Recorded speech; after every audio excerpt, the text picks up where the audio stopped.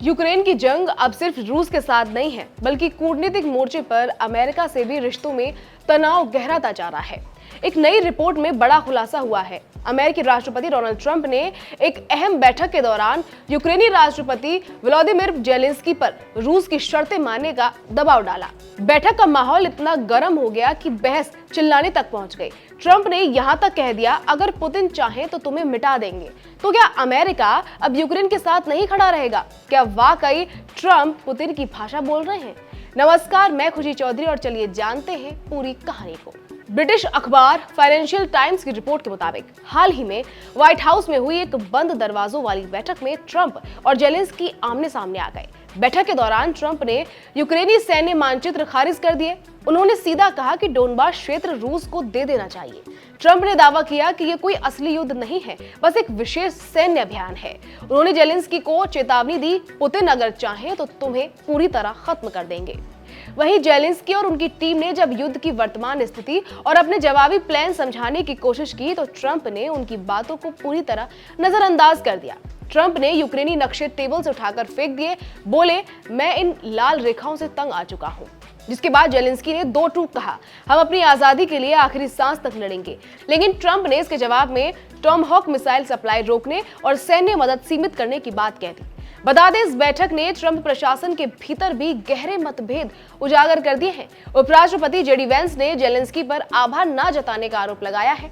कहा गया है कि यूक्रेन को अमेरिकी सहयोग के लिए और कृतज्ञ होना चाहिए।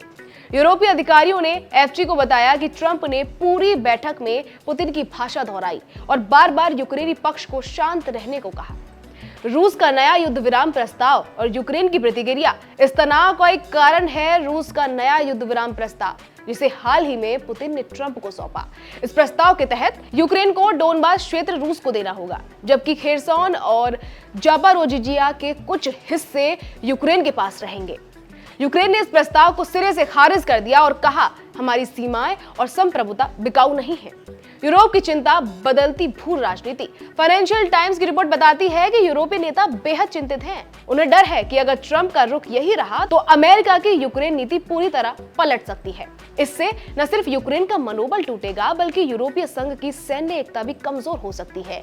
ट्रंप के बयान का मतलब है यूक्रेन अब अमेरिका पर उतना भरोसा नहीं कर सकता जितना पहले करता था। जेलेंस्की का जवाब, लोकतंत्र एकजुट रहेगा। जेलेंस्की ने 19 अक्टूबर को प्रेस को संबोधित करते हुए कहा, शांति तभी संभव है जब सभी लोकतांत्रिक देश एकजुट होकर खड़े हों। उन्होंने अमेरिका और G7 देशों से कड़ा रुख अपनाने की अपील की है। इस पर ट्रंप ने एक इंटरव्यू के दौरान कहा, पुतिन ने कुछ हासिल किया है, अब हमें शांति बहाल करनी चाहिए। बुडापेस्ट में फिर आमने सामने होंगे ट्रंप और पुतिन।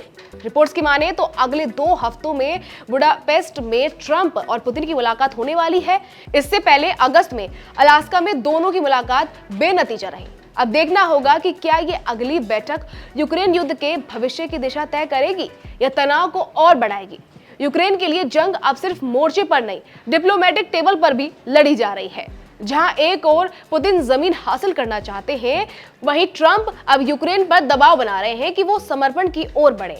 क्या अमेरिका यूक्रेन का सबसे बड़ा सहयोगी बना रहेगा या ये रिश्ता अब दरकने लगा है? और अगर ट्रंप पुतिन से हाथ मिला लेते हैं तो क्या इससे पूरी दुनिया की रणनीतिक तस्वीर बदल जाएगी? जवाब आने वाले हफ्तों में साफ हो जाएगा। खैर, फिलहाल के लिए इतना ही।